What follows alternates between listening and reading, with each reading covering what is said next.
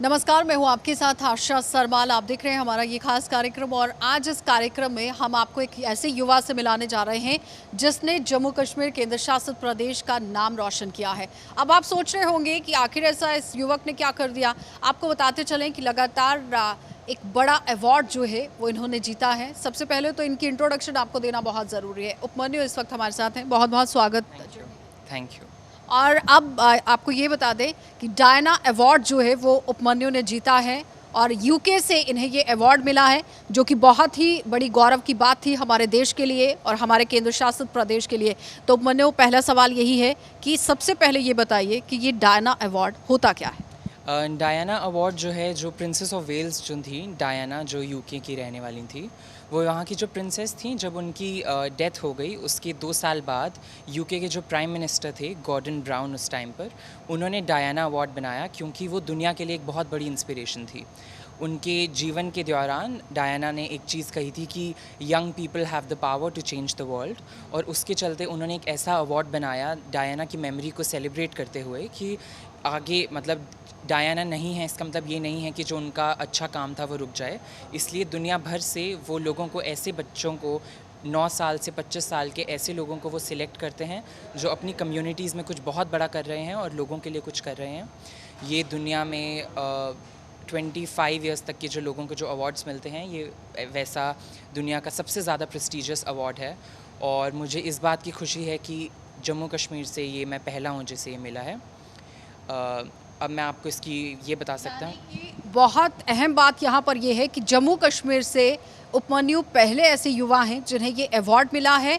और आपने सुना कि उपमन्यु क्या कह रहे थे कि यंग के अंदर, यानी युवाओं के अंदर वो शक्ति है जो पूरे दुनिया को बदल सकते हैं। यानी कुछ नया करने का एक हुनर जो है वो युवाओं के अंदर रहता है, जिसमें कोई दो राह नहीं है। लेकिन उपमन्यु, यहाँ पर सवाल अब ये भी है कि ये इंस्पिरेशन कहाँ से मिली। ठीक है, तो इसका एक तो पहली चीज़ ये बहुत समझना ज़रूरी है डायना अवार्ड के लिए कि डायना का ये मानना था कि अगर कोई अच्छा काम कर रहा है तो वो ये सोच के नहीं करेगा कि मुझे इसके बदले कुछ मिले, वो बस अच्छा काम ही करेगा। और ये सोसाइटी की जो अडल्ट्स जो हैं, ये उनकी रिस्पॉन्सिबिलिटी है कि जब वो एक ऐसा अच्छा काम देखें तो वो ऐसे लोगों के लिए कुछ करें। जिसके लिए मैं बहुत थैंकफुल हूँ मिसेज़ नीरा चतुर्वेदी का। वो दिल्ली में संकल्प स्पेशल स्कूल चलाती हैं, जिसमें मैं एक वॉलंटियर था। वो स्कूल इंटेलेक्चुअली डिसेबल्ड जो बच्चे हैं उनके लिए है। उन्होंने मेरा काम देखा और मेरा काम ये था कि जब कोरोना वायरस शुरू हो गया तो मैंने ये चीज़ देखी। हमारे घर पर एक किसी के घर पे काम करने वाली थी, वो हमारे घर आई, वो पैसे मांग रही थी कि उनकी नौकरी चली गई क्योंकि हर कोई अपने घर के जो काम वाले थे उन्हें निकाल रहा था।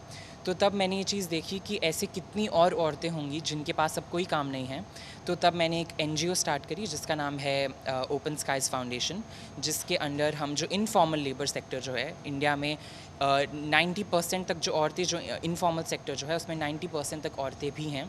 और ये चीज़ हम नहीं समझते इतनी ज़्यादा, और उसके चलते मैंने एक ऐसी फाउंडेशन बनाई जिसमें हम क्या करते हैं, हम एक, क्योंकि मैं चाहता था कि एक सस्टेनेबल काम हो, तो हम टेलर शॉप्स जो हैं या बुटीक्स जो हैं, वहाँ से जो कपड़ों के पीसेस बच जाते हैं, हम वो कपड़ों के पीसेस लेकर उन औरतों को वो कपड़ों के पीसेस देते हैं। ऐसी मैंने औरतें ढूंढी जो ये ऐसा काम कर सकती हैं, जो इनफॉर्मल लेबर सेक्टर में हैं, ताकि वो इन कपड़ों से टोट बैग्स बनाएं, फेस मास्क बनाएं, पर्स वगैरह बनाएं।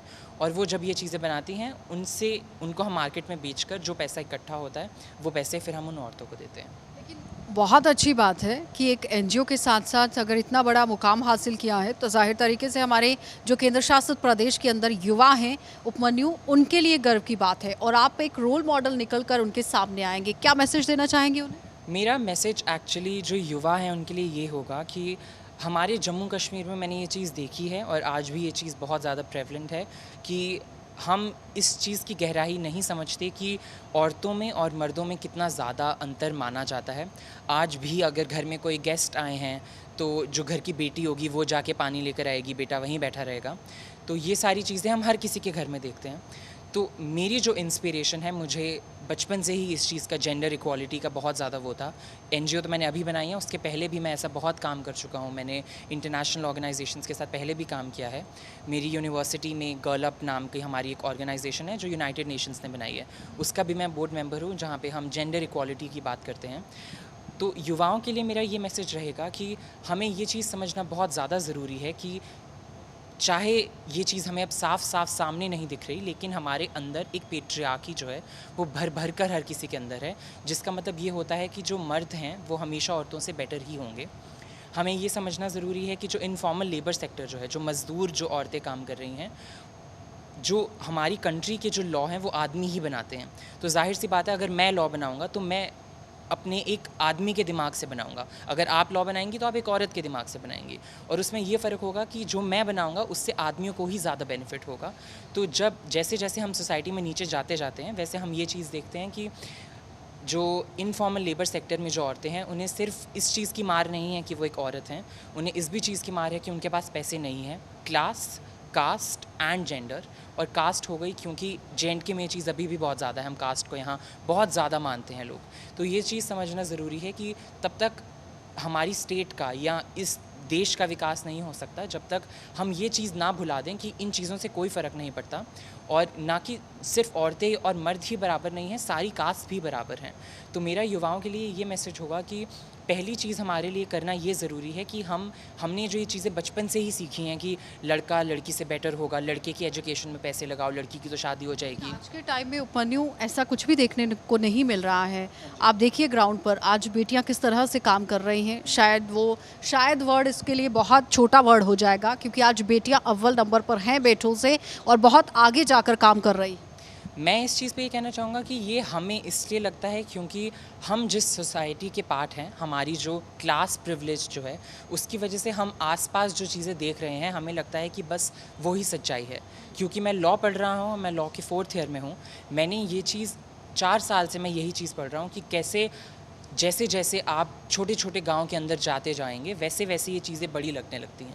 क्योंकि हम लोगों के पास पैसे हैं, हम लोगों के पास प्रिविलेजेस हैं, तो हमें लगता है कि दुनिया इतनी ही है जो हम देख रहे हैं कि ये लड़कियां इतना कर रही हैं, लड़कियां इतना कर रही हैं कि नहीं कर रही हैं। लेकिन जैसे जैसे आप सोसाइटी में अंदर जाते जाएंगे, वैसे वैसे हमें ये भी देखने को मिलता है कि कैसे कितनी चीज़ें जो लड़कियां कर सकती थी वो लड़कियां अभी भी नहीं कर पाती, इसीलिए क्योंकि उनका जेंडर जो है वो या इसीलिए क्योंकि वो आज लड़कियां। भी हमारे देश में कहीं ना कहीं जेंडर इक्वलिटी को लेकर बात ज़रूर होती है, जिसे ख़त्म करने की कोशिश है। लेकिन उपमन्यु, अब आपसे मैं ये जानना चाहूँगी कि जब आपने इस अवार्ड को अचीव किया, कितना स्ट्रगल करना पड़ा? स्ट्रगल मैम एक्चुअली ये है कि जो डायना अवार्ड जो है, जैसे कि मैंने आपको बताया कि वो दुनिया का सबसे बड़ा एक अवार्ड जो है आपको वो मिलता है।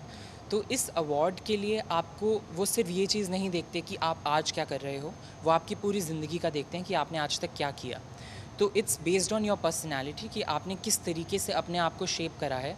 तो मैं ये कहूँगा कि ये सिर्फ, मैं इसे स्ट्रगल नहीं कह सकता कि मैंने कुछ बहुत ऐसा स्ट्रगल करा जिसकी वजह से मुझे मिला। मैं ये कह सकता हूँ कि मैंने पूरी उम्र ऐसी ही चीज़ें करने की कोशिश करी है जिसकी वजह से मेरी एक प्रोफाइल ऐसी है कि कोई अगर मेरी प्रोफाइल देखेगा तो उसे ये चीज़ दिखेगी कि मैंने किस तरीके की अपना पोर्टफोलियो बनाया है, कि मुझे कितना, मतलब मुझे सिर्फ इस जेंडर इक्वालिटी में मुझे सिर्फ इंटरेस्ट नहीं है, that is something that I deeply feel about. मुझे लगता है कि इन चीज़ों को चेंज होने की ज़रूरत है।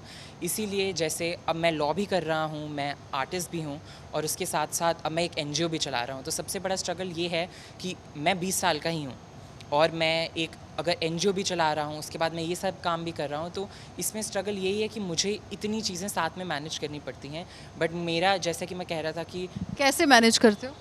मेरा एक्चुअली ये है कि मैं क्योंकि मैं लॉ कर रहा हूँ, तो जितनी भी चीज़ें मुझे इसमें चाहिए होती हैं, मतलब जिस तरीके का थॉट प्रोसेस मुझे जेंडर, मतलब अपनी ओपन स्काइज फाउंडेशन चलाने के लिए चाहिए, वो चीज़ें मैं अपने लॉ में भी पढ़ रहा हूँ। तो मैंने अपना ऐसे टाइम डिवाइड करके रखा होता है कि जैसे वीकडेज़ में मैं अगर अपने लॉ सब्जेक्ट्स के बारे में पढ़ रहा हूँ, मैं अपनी इंटर्नशिप्स वगैरह कर रहा हूँ, तो वीकेंड्स में मैं ये कर पाऊँ, या मैं अपने दोस्तों को जो और दोस्त जो मेरे इन चीज़ों में इंटरेस्टेड हैं, मैं उनकी हेल्प लूँ, मैं एक ऐसी टीम बनाऊँ जैसे हम काम डिवाइड करके कर सकें।